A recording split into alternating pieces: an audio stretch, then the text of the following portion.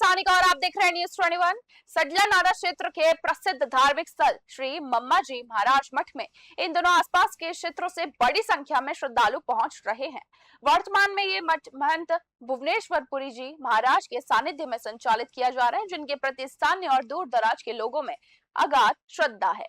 इस पावन धाम परिसर में और गौशाला का भी भव्य संचालन किया जा रहा है। हाल ही में न्यूज 21 की टीम ने सडला नाड़ा गांव की जनता, महंत भुवनेश्वर पुरी जी महाराज और गौशाला कार्यकारिणी टीम के साथ क्षेत्र की समस्याओं और गौशाला के विकास कार्यों को लेकर एक विशेष चर्चा की। महाराज ने क्षेत्र के कई प्रमुख समस्याओं और समसामयिक मुद्दों पर गहन मंथन किया। गौशाला कार्यकारिणी टीम ने सरकार से पुरजोर मांग की है कि गौशाला की भूमि का पट्टा जल्द से जल्द जारी किया जाए। इसके साथ ही आधुनिक दौर में गौशालाओं को हाईटेक और आत्मनिर्भर बनाने के लिए विशेष कार्य योजना लागू करने की मांग भी उठाई गई, ताकि व्यवस्थाओं को और अधिक सुदृढ़ किया जा सके। चर्चा के दौरान सामने आया कि गौशाला परिसर में निर्माण और विकास कार्य लगातार जारी है। इस नेक कार्य में स्थानीय और बाहरी भामा शाहू का बहुत ही सराहनीय सहयोग मिल रहा है। भामा शाहू द्वारा दिए जा रहे दान और सहयोग से ही गौवंश की देखरेख सुचारू रूप से चल रही है। गौशाला कार्यकारिणी टीम और ग्रामीणों ने राजस्थान के मुख्यमंत्री भजनलाल शर्मा से गौशालाओं को मिलने वाले सरकारी अनुदान को लेकर एक विशेष अपील की है। पूर्ववर्ती कांग्रेस सरकार के समय गौशालों को जो 9 महीने का अनुदान मिल रहा था, उसे वर्तमान भाजपा सरकार बढ़ाकर पूरे 12 महीने कर दे, ताकि प्रदेश और क्षेत्र की किसी भी गौशाला में गौवंश के लिए चारे और पानी का संकट हमेशा के लिए समाप्त हो जाए। बातचीत के दौरान पूरी कार्यकारिणी और ग्रामीणों ने सरकार के सामने अपनी इस मांग को प्रमुखता से दोहराया। कैमरामैन मनोज जी के साथ न्यूज 21 के लिए वरिष्ठ संवाददाता सुनील खिची की विशेष रिपोर्ट। नमस्कार दोस्तों, आप देख रहे हैं न्यूज 21 और मैं आपके साथ सुनील खिची। दोस्तों, आपको पता है हम लगातार जो भी आश्रम है या मठ है या गौशालाएं हैं, उनको हम लगातार हमारे न्यूज 21 नेशनल चैनल के माध्यम से उनकी किस प्रकार के मुद्दे मसले हैं, क्या व्यवस्थाएं हैं गौशालाओं को लेकर, सब न्यूज 21 नेशनल चैनल के माध्यम से हम लगातार आपको अपडेट दे रहे हैं। और दोस्तों, आज हम यहाँ पहुंचे हैं महंत भुवनेश्वर महाराज जी, और गौशाला है, गौशाला का भी मेंटेनेंस करते हैं और मठ का भी मेंटेनेंस करते हैं। और आज उनसे खास बातचीत के अंदर गौशालों से संबंधित मुद्दे मसले और समस्याओं के बारे में जानकारी करेंगे, और इस गौशाला में कितने गौवंश है, किस प्रकार अनुदान आ रहा है, और बात करें किस प्रकार यहाँ गौशालाओं को मुद्दे मसले और समस्याएं हैं। लेकिन लगातार देखा जाता है कि गौशालाओं को लेकर काफी समय से जो राजस्थान गौ सेवा संघ के माध्यम से लगातार सरकार तक जो उनकी आवाज है वो पहुंचा रहे हैं, उनके बार बार आंदोलन भी कर रहे हैं, लेकिन उनकी जो मुद्दे मसले और समस्या हैं उन पर किसी प्रकार की कोई सरकार की प्रतिक्रिया नहीं है। काफी समय से देखा जाता है कि जो डॉक्यूमेंट वेरिफिकेशन के नाम पे कभी बहुत ज्यादा हार्डलीकरण कर दिया जाता है, या कभी अनुदान है वो समय पर नहीं आता है, या जो अनुदान है वो बहुत कम आता है। इन तमाम बातों को लेकर आज हमारे साथ जुड़े भुवनेश्वर महाराज जी, महंत भुवनेश्वर महाराज जी जुड़े हैं, उनसे खास बातचीत करते हैं। मठ का भी संचालन करते हैं और बात करें गौशाला है उसका भी संचालन करते हैं। तो पहले तो हमारी चैनल न्यूज 21 में महाराज जी आपका बहुत स्वागत है। बहुत बहुत धन्यवाद सर। पहली बात तो आपको मैं धन्यवाद देता हूँ न्यूज 21 को, और आप जो भी न्यूज 21 की तरफ से जो कार्य कर रहे हो, आप सेवा दे रहे हो, और गांव-गांव गौशाला मठ और जहाँ तक पहुँच कर गौ माता के लिए समस्या के लिए आप जो पहुँच रहे हो, तो बहुत बहुत धन्यवाद है आपको। मेरा नाम महंत भुवनेश्वर पुरी है। हमारा ग्राम लालाना, तहसील समुद्री, जिला बालोतरा, राजस्थान से हूँ मैं जी। तो गौशाला का संचालन तो हमारा 2008 से हो रहा है जी। 2008 से गौशाला का संचालन हो रहा है। अभी 180 गायें हैं जी। अभी एक नई गौशाला का शुभारंभ किया है, 2 साल हो गया लगभग जी। तो वहाँ तो अभी तो गवर्नमेंट का योगदान नहीं हो रहा है, नहीं आ रहा अभी तक जी जी। यहाँ तो चालू हो चुका है, यहाँ चालू हो चुका है, इधर 17-18 में चालू हो चुका था जी जी। 17-18 से चालू। तो गौशालाओं के लिए समस्या तो भाई साहब जी, मैं आपसे ये बताना चाहता हूँ कि जो जमीन की मेन तो समस्या, अभी जो नया गौशाला किया तो वहाँ गोचर भूमि है, गोचर होते हुए भी गौ माता के लिए काम की नहीं है। तो गोचर भूमि है और गायों का गौशाला किया है तो योगदान अनुदान नहीं आएगा, क्योंकि जमीन पटा शुद्ध होए तो ही गवर्नमेंट अनुदान देती, नहीं तो नहीं देती जी। तो ये तो एक मेन बड़ी समस्या ये है। तो सरकार को ये समस्या सुननी चाहिए। गौशाला होगा तो गोचर में होगा, जो गोचर भूमि है पूर्वजों ने गौ माता के लिए जो दान दी हुई है, भेंट दी हुई है, जो भी है, तो गौशाला गोचर में होने वाला है। जी और बिल्कुल। गौसर भूमि में गौशाला होते हुए अभी भी गवर्नमेंट की जो स्कीम चल रही है कि गौसर में गौशाला है मगर पटाचूत जमीन चाहिए तो अनुदान मिलता है। एक तो ये मेन बड़ी समस्या है। एक बहुत टाइम से गवर्नमेंट से जो मांग चल रही है सब गौशाला वालों की, जो राजस्थान जो गौशाला की जो समिति बनी हुई, टीम बनी हुई, उनकी और गौ भक्तों की यही मांग है कि अनुदान बढ़ाया जाए और एक जो 9 महीनों का अनुदान चल रहा है वो 12 महीने का दिया जाए। ये 2-3 मांगे हैं मगर प्रयास चल रहा है, गवर्नमेंट सुनेगी, हमें भी विश्वास है जरूर सुनवाई होगी। महेंद्र जी, बात करते हैं न्यूज 21 नेशनल चैनल के माध्यम से सरकार जोराराम जी गोपालन मंत्री आपके और भजनलाल सरकार और मोदी सरकार, और बात करें गोपालन विभाग अधिकारी और जनप्रतिनिधि, तमाम जनप्रतिनिधि हैं जो आपको न्यूज 21 नेशनल चैनल के माध्यम से देख रहे हैं।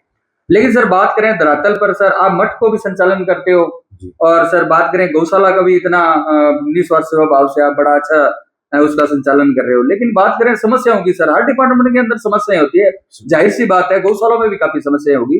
लेकिन सर जो सरकार की रणनीति है सर वो समझ में नहीं आ रही है, क्योंकि जो अनुदान दिया जाता है वो बहुत कम आ रहा है सर। 22 और 44 रुपए अनुदान दिया जाता है, 15% उन्होंने सरकार अनुदान बढ़ाया है, तो वो उनके मुंह में चिरी के समान है।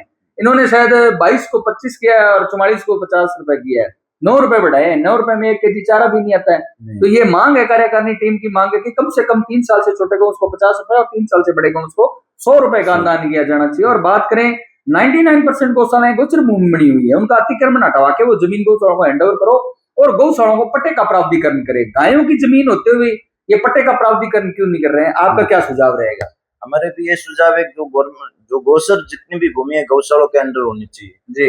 और जो भी गौ माता के लिए जो गौशाला जो भी समझ लो मेन ये समस्या आ रही, जो कोई भी गांव वाले जो हमने जो खारवा में गौशाला किया है तो कम से कम 300-400 गौ माता कोई उसका मालिक नहीं है।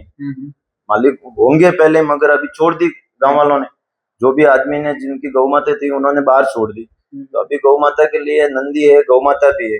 तो हमने देखा कि गौ माता 300-400 गौ माता है और सारा पानी की व्यवस्था नहीं है, तो हमने उनको इकट्ठी करके और जो भी हमारे से जितने हो सके हमने तारबंदी वगैरह करवाई, अंदर जो टीन शेड वगैरह भी बनाया, तो गौसर भूमि में बनाया। तो हमने गवर्नमेंट से मांग की है कि भाई इनका अनुदान दो, तो ताकि क्योंकि 300-400 गौशालों को गौ माता को पालना हर आदमी की बस की बात तो नहीं है। 2 गायें घर पे होती है वही बड़ी मुश्किल बनती है।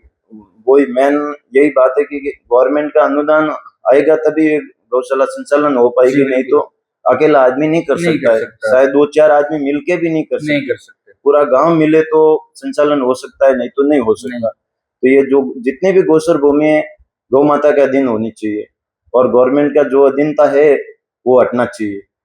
मेरी तो यही मेरा विचार है।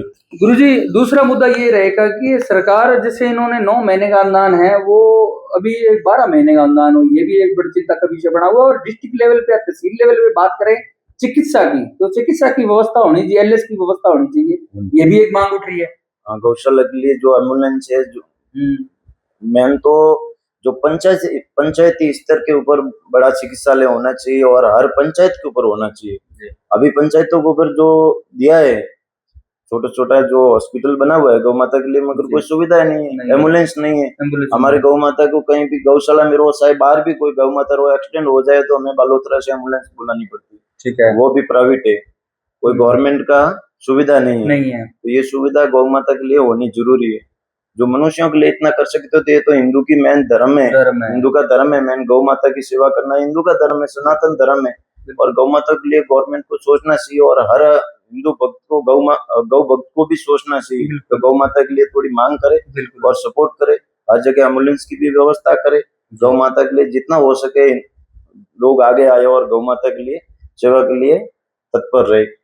दूसरा नेक्स्ट मुद्दा हमारा ये रहेगा सर कि गौ माता को राष्ट्रीय माता का दर्जा दिया जाना चाहिए और इनकी रक्षा सुरक्षा सम्मान के लिए हर आदमी को एकत्रित होकर और ये सरकार तक ये जो मुहिम है ये चलानी चाहिए। तो इसके लिए क्योंकि गौ माता 33 करोड़ देवी देवता उसमें वास करते हैं, तो पूरे देश पूरे मान लो जगत की जननी है ये। और इनकी बात करते हैं कि इनके जैसे गोमूत्र के अंदर, अर्क के अंदर और गोबर के अंदर भी कहते हैं कि बहुत 7 तत्व है जो विलीन है और ये इनका दूध है जो अमृत के समान है। तो इनके अमृत के समान होने के बाद सर ये सरकार इन पर थोड़ा ध्यान दे समस्त राजस्थान गौ संघ के ऊपर, तो ये गौशालाएं आत्मनिर्भर बन सकती है, स्टैब्लिश बन सकती है। चाहे अनुदान लेट भी आए तो भी ये गौशालाएं चल सकती है। जैसे आपके पास गोबर है तो गोबर गैस के प्लांट दिए जाए, केंचुए खाद के प्लांट दिए जाए, प्रजनन क्षमता को बढ़ावा दिया जाए, नस्ल सुधार पे थोड़ा ध्यान दिया जाए और गोबर गैस के प्लांट दिए जाए, और एमएलए एमपी कोटे से जो बिजली लाइट पानी की निकासी पेयजल की समस्या है, ये अन्य खर्चे एमएलए एमपी कोटे से वहन होने चाहिए। ये एक मांग उठ रही है। ये आपकी मांग तो सही है, हर लोग मांग उठा रहे हैं, और जो भी गौ भक्त है या गौशाला संचालन कर रहे हैं तो समझ लो 9 महीने का गवर्नमेंट अनुदान देती तो 3 महीने कैसे चलाए गौशालों को। जी। तो आत्मनिर्भर बन जाए, जो भी गैस का प्लांट लगे, चाहे वो कांडी वगैरह जो बनती है हर गौशाला के अंदर जो ऐसी गवर्नमेंट मशीन ला के दे दे ताकि गौशाला वाला संचालन कर सके। जी। मैंने अभी भी इसमें ट्राई किया मशीन का, मगर कहीं भी अवेलेबल नहीं है, नहीं मिल रही है। तो ये गवर्नमेंट के हिसाब से थोड़ी सुविधा करे तो हर गौशाला संचालन को बोल तो आसान हो जाएगा, मेरा कहना ये। और राष्ट्रमाता बनाने के लिए तो ये तो पहले से ही मांग है जी, और हर आदमी को पता है कि गौ माता को राष्ट्रमाता बनाना चाहिए, क्योंकि जो गौ राष्ट्रमाता नहीं बनेगी तब तक कटनी बंद नहीं होने वाली। और गौ माता हिंदुस्तान होते हुए भी इतनी कटनी में जा रही है कि कुछ इसकी सीमा नहीं है। गौ ये कटनी जो बंद करनी है तो राष्ट्रमाता घोषित होगी तब गौ माता का वध होना बंद हो जाएगा, नहीं तो होने वाला नहीं है। डेली आप देखते हो न्यूज में भी आता है, सुनाई में भी आता है कि आज वहां ट्रक पकड़ी गई, आज वहां ट्रक पकड़ी गई, गौ तस्कर। और हिंदुस्तान होते हुए भी कत्ल खाने कितने हैं पूरा भारत में, वो सबको पता है, इनके ऊपर बैन लगना चाहिए।